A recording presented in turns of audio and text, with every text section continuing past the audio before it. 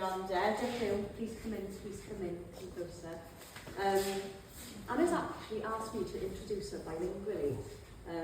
She has asked me as a friend, not just because I speak Welsh, but she has asked me to introduce her bilingually because this is a little bit of an insight, this exhibition is an insight into Anya's life.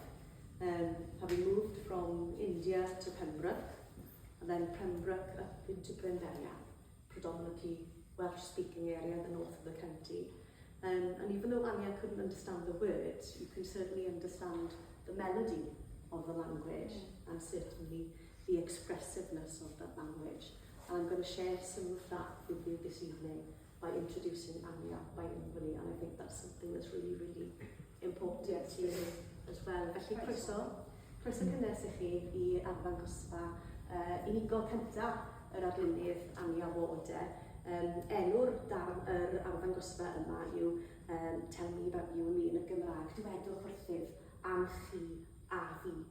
And that says a lot, the name of the exhibition, because Anya really wants to this evening for you to be able to experience the pieces of work, not just see them or feel them or appreciate them, but to experience them. A mae hwnna'n rhywbeth sydd yn agos iawn I galon Anya. Yn hytrach na bod chi'n gweld y darnau o waith yn unig, mae hi'n awyddus iawn I chi bod chi'n profi nhw, yn profi nhw tu mewn, rhywbeth sydd yn mynd y tu hwnt i'r hyn dyn ni'n gweld, neu'r hyn dyn ni'n clywed, neu'r hyn dyn ni'n cyffwrdd ag ond y profiad hynny o fod o flaen darn o waith celf, rhywbeth sydd yn eitha unigryw, dyn ni fel pobl sydd yn edmygu celf yn cael y cyfle I brofi yn gyson iawn. Mae gwaith hi yn deillio o nifer fawr o bethau. Her work is inspired by a number of things. Mae'n deillio o'r hyn mae'n gweld, yr hyn mae'n teimlo, yr hyn mae'n profi. Her work is inspired by a number of different things, from what she sees, the landscape, the colour, what she feels. And sometimes it goes beyond our senses, and it goes to that sort of more spiritual feeling. It's so personal to that one individual. Mae'n mynd ymhell tu hwnt i'r hyn dyn ni'n gweld, ni'n cyffwrdd, ni'n teimlo. Mae'n mynd â ni i'r lefel ysbrydol hynny sydd yn ei gwaith ni, a mae hwnna'n rhywbeth eitha unigryw.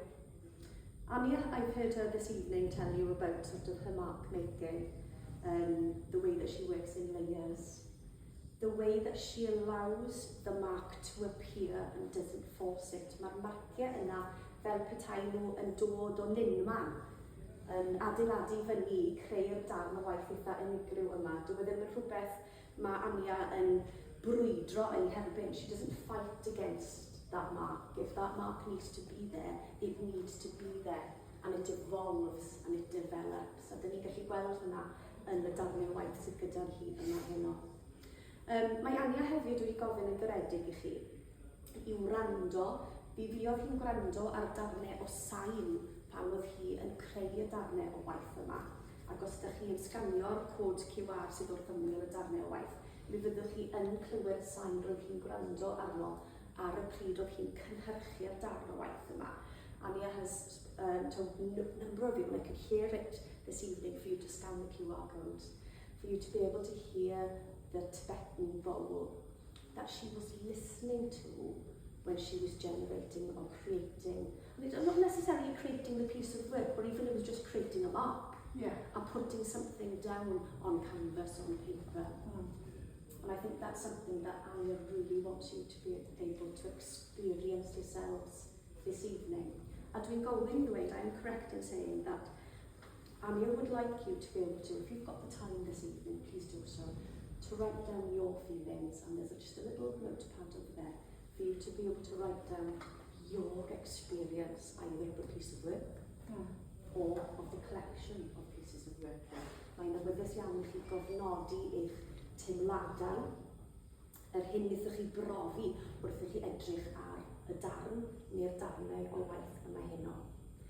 Mae'n hyfryd I gallu dod â'r casgliad o waith yma ynghyd yma yn Ninbych y Pysgod. Mae Anya wedi arddangos ar hyd a lled o wlad, a mae gwaith hi yn rhan o nifer o gasgliadau preifat ar draws y byd ar hyn o bryd. It is a pleasure to be able to invite us all here to Tenby this evening. Anya has exhibited her work all over Wales, from North Wales all the way over to London, and your pieces of work are also part of many private collections, not only here in Wales or Britain, but across the world. And it is so lovely for us to be able to come here this evening to admire the work that Anya has been generating over the last 12 months to create this fantastic exhibition here this evening. Felly, heb oedi dim ymhellach, mae'n bleser gyda fi heno i'ch gyflwyno chi i'r arlunydd y noson. Without any more interruptions from me, Anya, it is a pleasure this evening to be able to introduce you as the artist of this fantastic exhibition. Ro'ch gymryd o'i chi Anya. Oh, thanks, Bronwen. Oh, thank you.